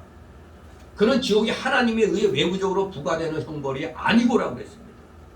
하나님을 떠나 살겠다는 회개치 않는 죄인의 선택의 자연적 결과다. 이렇게 교황 요한 바울 2세가 말했습니다. US 뉴스 앤 월드 리포트의 그 글은 또 말하기를 마틴 루터와 존 칼빈은 지옥을 진짜 장소라고 간주했지만 그것의 불의 고통들은 비유적이라고 믿었다고 또 말하고 있는데 그 유명한 부흥사 빌리 그레함 목사도 지옥의 불에 대해서 의문을 품었어요. 아니 예수님이 분명히 말씀하셨는데 왜 의문을 품어? 클라크 피크닉은 이렇게 질문합니다. 그리스도인들이 어떻게 아무리 그의 피조물들이 죄악될지라도 그들에게 영원한 고통을 부과하는 그런 잔인하고 보복적인 신을 보완할 수 있을까? 그래서 그는 말하기를 그런 일을 하는 하나님은 하나님보다는 사탄에 더 가깝다. 이렇게 얘기합니다. 지옥을 얘기하는 하나님. 지옥을 장소로 만들어 놓으신 하나님은 사탄에 더 가깝다고 한 겁니다. 또 유명한 존 스토튼 목사 역시 그래요. 영국의 이 유명한 보수주의 목사인데도 맛이 좀 간 것 같아요. 성경적 비유로 불의 주된 기능은 멸망시키는 것이며 지옥의 불이 영원하고 꺼지지 않을지라도 만일 거기에 던져진 것이 멸망치 않는다고 판명된다면 매우 이상할 것이다 하고 또 은근슬쩍 또 보수적인 목사가 교황의 말이 권위가 있죠. 세상에서는 그게 영향력이 있죠. 그러니까 슬쩍 더 그쪽에 약간 맞장구 친 겁니다. 아니 불에 들어가면 멸망당하는데 그게 멸망치 않는다고 하면 이상한 거 아니냐 이런 식으로. 아니 하나님이 그렇게 만드셨는데 뭔 소리 하는 거예요? 분명히 얘기합니다. 성경의 지옥은 영원한 불의 고통의 실제적인 장소라는 사실. 그래서 교황 요한 바오로 2세는 지옥은 스스로 부과한 것이라고. 그래서 영원한 저주는 스스로 자신에게 부과한 형벌이라고 분명히 교황 요한 바오로 2세가 말했습니다. 그러니까 한마디로 천주교는 지옥을 장소로서의 지옥을 부인하는 겁니다. 그 사람의 마음의 상태다 이거예요. 쉽게 말하면 자기가 그렇게 만들어 놓은 거예요. 지옥이라는 외적으로 하나님에 의해 부과된 형벌이 아니고 사람들이 이 생에서 채택한 태도들과 행위들로부터 결과하는 상태라고 그렇게 말을 하고 있어요. 지옥의 장소로서의 지옥을 부인하고 있습니다. 덧붙여갖고 지옥은 존재한다 그러나 장소로서가 아니다. 완전히 성경을 부인하잖아요. 이것은 어떤 점에서는 빌리그램의 견해와 비슷하죠. 오늘날 목사들이 좀 종종 갖고 뭐가 잘 나가면 이상하게 다 성경의 말씀에서 약간 살짝 빗나가고 있어요. 왜? 성경대로 하면은 욕먹으니까. 기분 나빠하니까. 분명히 얘기합니다. 성경은 지옥이 꺼지지 않는 영원한 불과 고통의 두려운 장소이며 하나님께서 그것을 그의 구원과 그의 아들에 의해 준비된 은혜와 긍휼의 제공을 거절하는 자들을 위한 형벌도 은혜를 거절하는 자들에 대한 형벌도 부과하신다고 가르치는 겁니다. 형벌도 은혜를 주셨으니 형벌도 거절하는 자들 형벌로도 주시는 겁니다. 그래서 지옥은 분명히 장소로서 존재한다고 예수님이 말씀하고 있는 겁니다. 그래서 이 지옥 교리는 우리에게 두려움을 줘서 지옥 가면 어떡하지? 이런 마음을 먹게 해서 스스로를 또 단속하게 만드는 겁니다. 지옥에 대한 두려움이 바로 이런 것입니다. 사형제도가 있음으로 인해서 사람들로 하여금 겁을 먹게 하는 것 마찬가지입니다. 죄인들을 회개시키는 정당한 방법이 됩니다. 따라서 그들에게 유익한 겁니다. 기독교인에게 지옥과 천국이 유익한 것이 세상 사람들에게도 사형제도가 유익한 겁니다.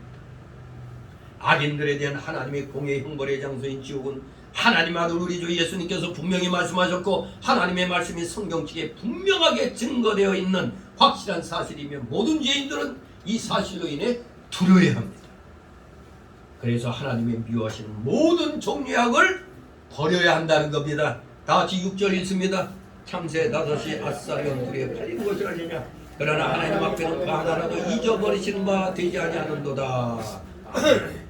아싸리온은 은전인 데나리온 하루 노동자의 품삯이라고 하죠. 하루 노동자 품삯의 16분의 1이라고 그래요. 아주 작은 동전의 명칭이죠. 그런데 참새 한 마리의 값은 5분의 1 아싸리온 정도밖에 안 되는 작은 값입니다. 그러나 하나님께서는 이 작은 가치밖에 없는 참새 한 마리라도 잊어버리지 않으신다는 겁니다. 이처럼 하나님께서는 지극히 작은 피조물에 대해서도 관심을 가지고 계십니다. 그것들은 다 하나님 뜻 가운데서 존재하고 또 잡혀 죽임을 당하기도 하는 겁니다. 이 아주 우리 인간들도 이 하나님의 이 지극히 작은 피조물에 대한 이 관심을 갖고 있다는 것도 우리 인간들이 또 본능적으로 그걸 알고 있어요. 왜 예를 들면은 하늘을 나는 짐승은 보통 새라고 그러죠. 그 새 가운데 젖먹이 짐승이 딱 하나 있어요. 아니 새도 젖먹이나? 박쥐가 젖먹이 짐승입니다.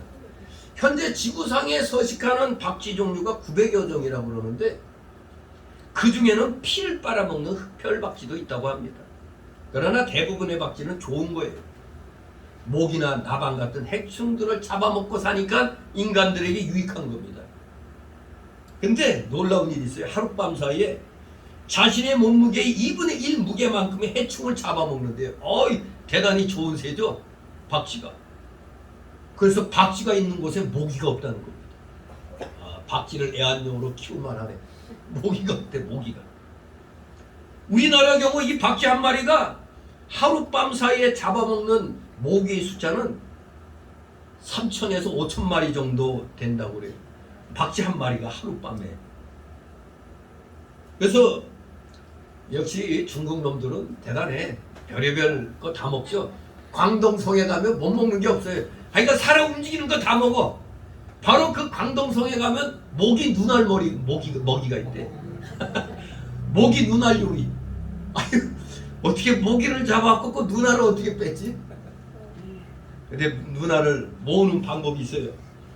모기를 잡아먹은 박쥐가 배설을 할 때 모기 몸뚱이는 소화돼서 없어지지만 모기 눈알은 배설물에 섞여 배설된다는 거예요. 야, 그걸 또 어떻게 발견했어? 아니, 그 박쥐가 배설한 데서 모기 눈알을 추려다가 요리를 만드는데 값이 비싸다고 합니다. 맛도 일품이래요. 맛이 어떤지 모르겠지만. 그건 최고급 요리랍니다. 모기 눈알 요리가. 먹어보고 싶지 않습니까? 돈 줘도 안 먹겠죠? 아무튼 박쥐는 이렇게 쓸모가 있고 모기 눈알도 쓸모가 있어요.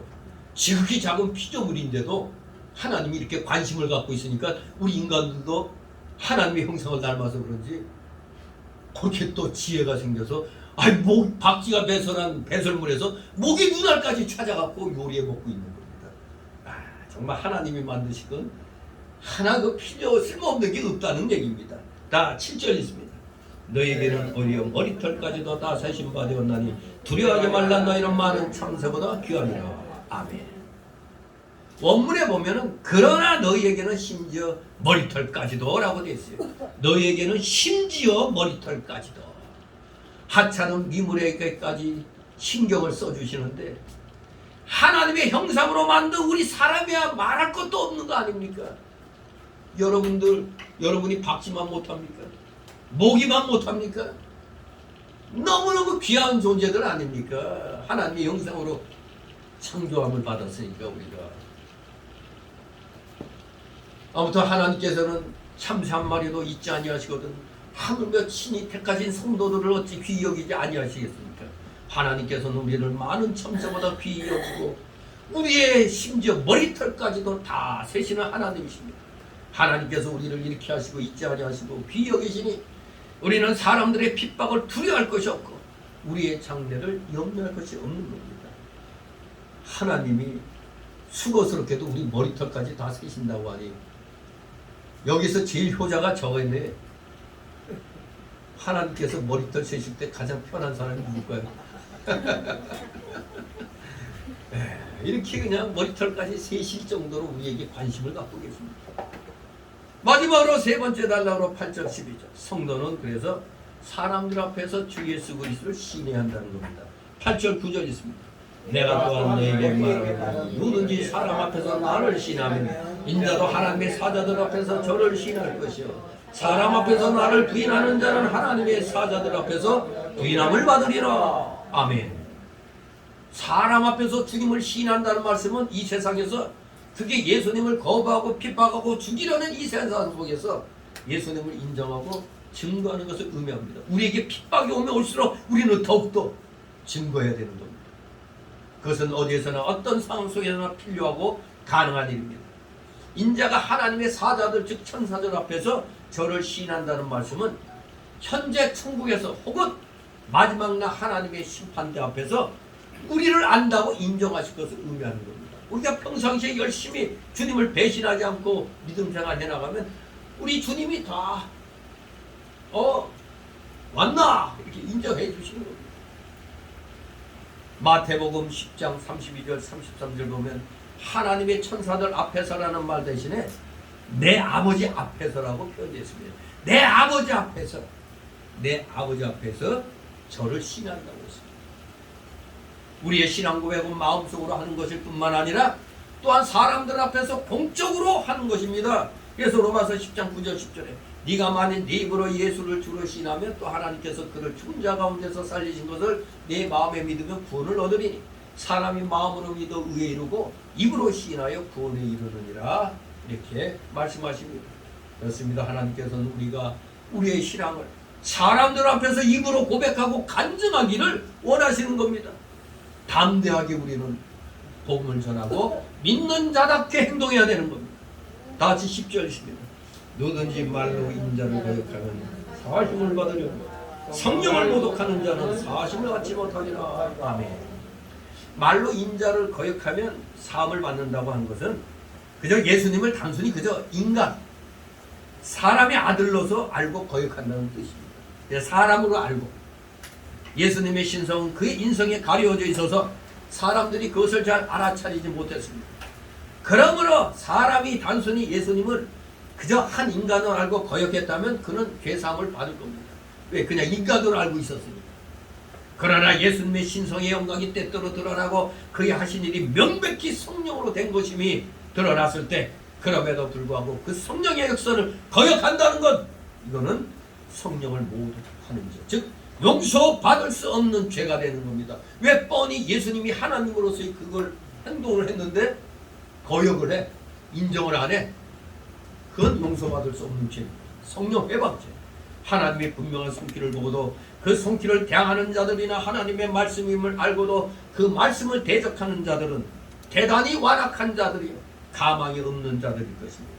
바로 오늘날의 저 공산주의 사상에 찌든 자들, 저 주사파 사상에 찌든 자들, 저들이 가망이 없는 자들입니다. 아주 완악한 자들입니다. 그들은 필경 하나님이 버려두신 자들일 가능성이 대단히 큰 것이죠. 11절 12절입니다. 사람이 너희를 회당과 정사자분이와 원수에 있는 이 앞에 끌고 가도 어떻게 무엇으로 대답하며 무엇으로 말하면서 염려치 말라. 마땅히 할 말을 성령이 있고 그때 너희에게 가르치시리라 하시니라. 아멘. 초대에 말씀드린 대로 초대교회 시대는 예수님 믿는 일 때문에 핍박을 받았던 시대였습니다. 그것은 마치 우리나라의 역사에서 일제시대와 공산치하의 때와 같았습니다. 믿는 이들은 유대교 회당들에서도 신문과 핍박을 받고 세상 권세자들 앞에서도 그러할 것이었습니다. 주님께서는 그 일을 예견하시면서 그러나 그들이 어떻게 하고 무엇을 변명할지 또는 무엇을 말할지에 대해 염려하지 말라고 하십니다. 왜? 성령께서 그때 마땅히 할 말을 성령의 감동으로 그들에게 가르쳐 주실 것이기 때문입니다.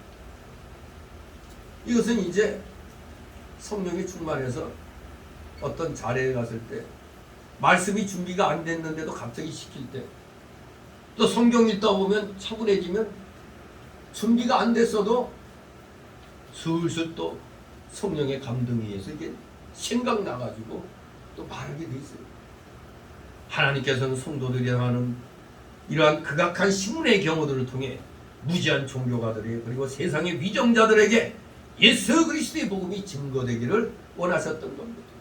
어떠한 상황에서도 우리는 담대하게 하나님의 이 놀라우신 역사를 우리 주 예수 그리스도의 사역을 증거해야 되는 것입니다. 결론적으로 오늘 1절 12절까지 말씀에서 발견한 세 가지 교훈들을 다시 한번 정리해 보도록 합니다. 첫째로 성도는 뭘 해야 된다? 외식을 조심해야 한다는 겁니다. 담대한 믿음을 갖고 있어야 형식주의, 외식주의를 타파해 나갈 수가 있는 겁니다. 안 그러면 세상주의에 그냥 함몰돼 버려요. 그냥 같이 휩쓸려 버려요. 아유 나 혼자 이런 말 하면 뭐하나. 같이 그냥 휩쓸려 버리는 거예요. 교회가 그래서 외식주의, 형식주의로 다 휩쓸려 갑니다. 외식은 속과 겉이 다른 것을 말한다고 그랬습니다. 한마디로 그것은 진실과 반대되는 겁니다. 진실. 이런 외식은 눈과 같아서 다른 이들에게 악영향을 미칩니다.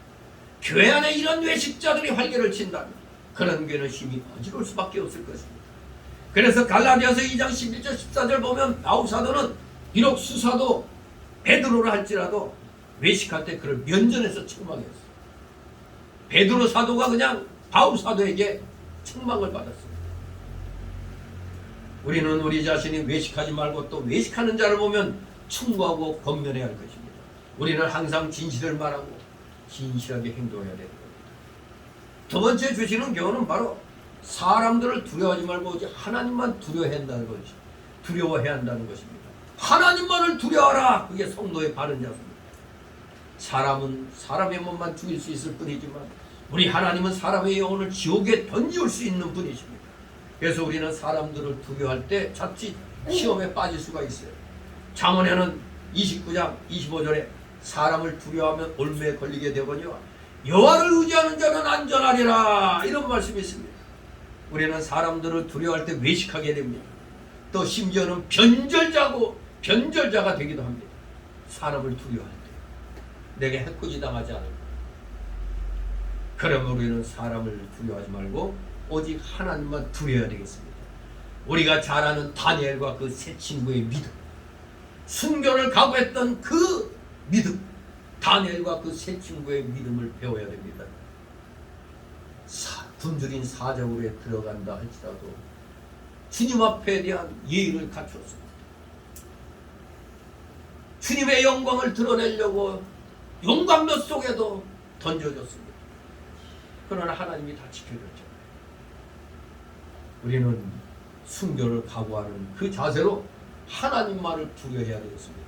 사람들 두려워해봤자 우리의 영혼을 죽이지 못하는 것입니다. 마지막 세 번째 주시는 교훈은, 그래서 우리 성도는 사람들 앞에서 어떻게 하라고? 예수 그리스도를 신해야 된다는 것입니다.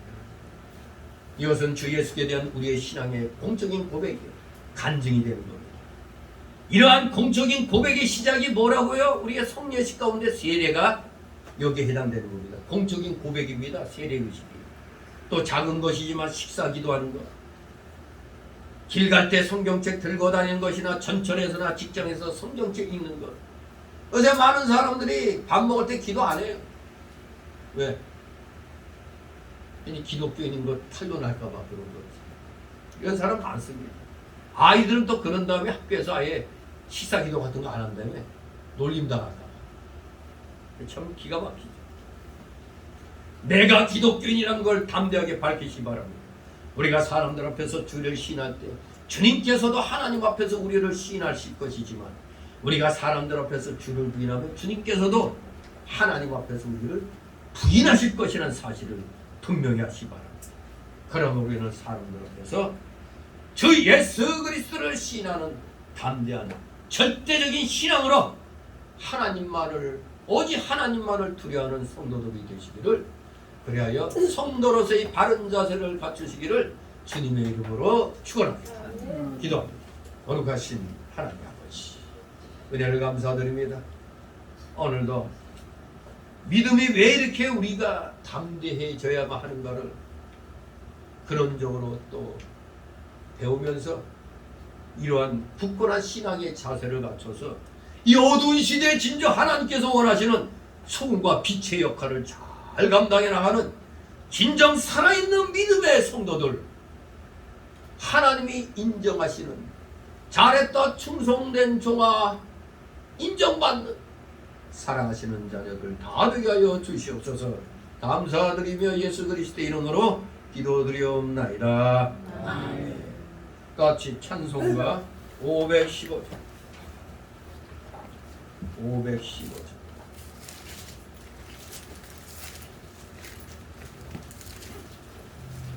그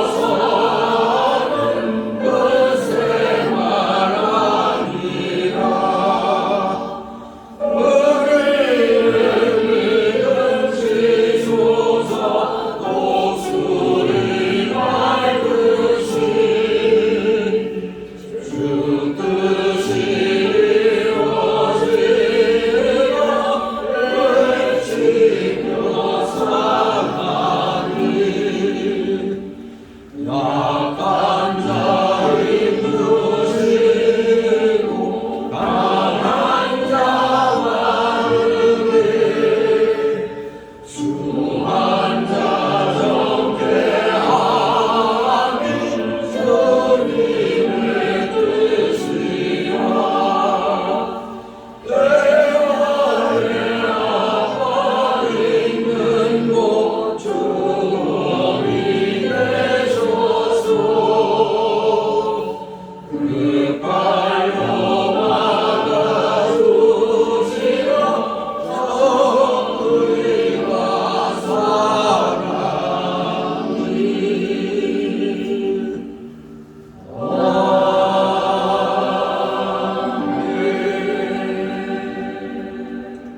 잠시 드려진 예물을 놓고 하나님 앞에 보험 기도드립니다.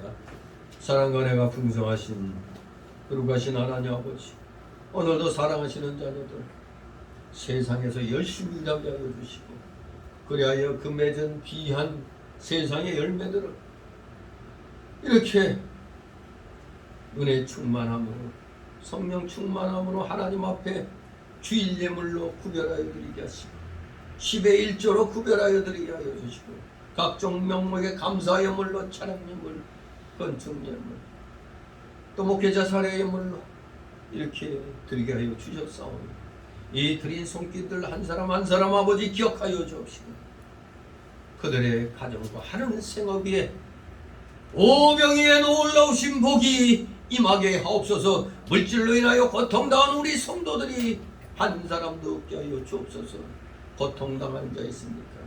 속히 더욱더 강한 믿음을 주시고 그리하여 물질의 복 또한 하나님께서 허락하여 주셔서 하늘 창고를 마음껏 열고 죄의 영광을 위하여 물질을 사용할 수 있는 진정한 믿음의 실력자, 물질의 실력자들 다 되게 하여 주시옵소서. 드려진 예물 몸된 교회를 위하여 잘 사용되도록 늘 은혜로 성령으로 충만케 하여 주옵소서. 감사드리며 우리 구주 예수 그리스도 이름으로 기도드리옵나이다. 아멘. 주님 감사합니다.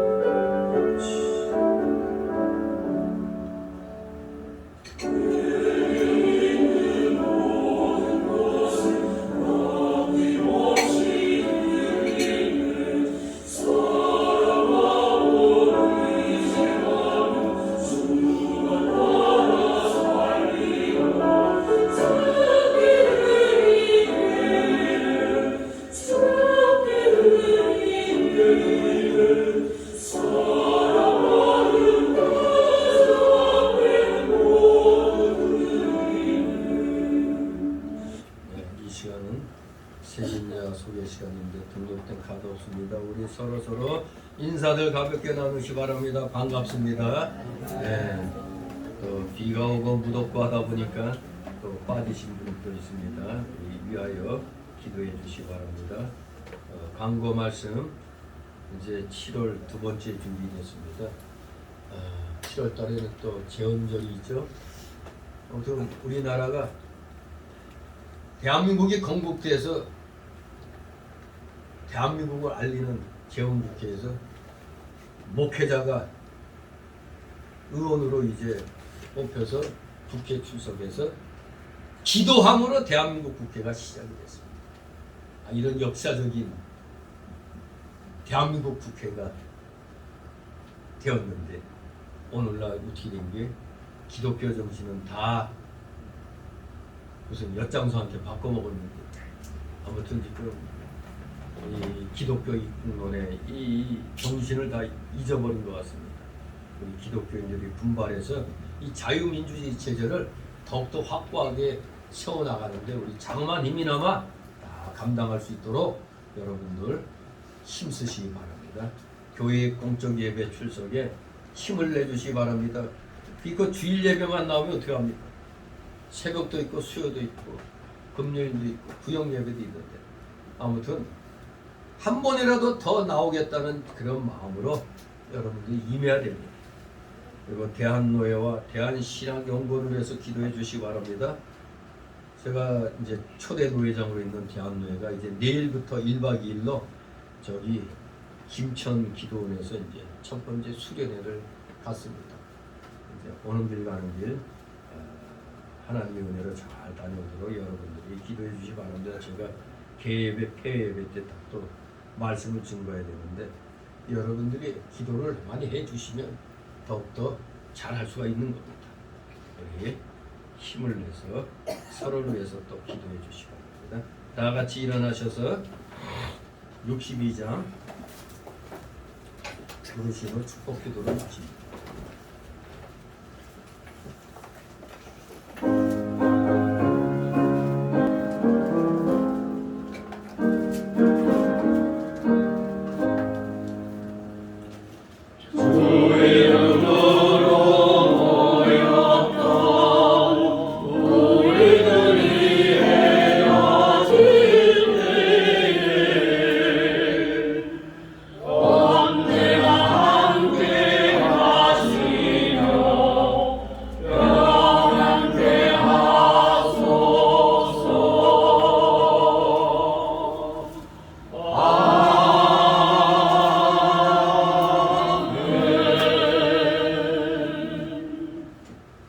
영원한 지옥 사망 형벌로부터 영생 복락의 무궁천국으로 우리를 구원하여 주신 우리 구주 예수 그리스도의 크신 은혜와 하나님 아버지의 극진하신 사랑하심과 성령님의 감동 감화 교통 충만 내주 역사심이 여기 머리 숙인 모든 무리들 머리 위에와 각 가정 위에 하는 생업 위에 하는 학업 위에 이 나라 이 민족 위에 이 나라 올바른 모든 교회들 위에 이제부터 영원토록 함께 있을지어다.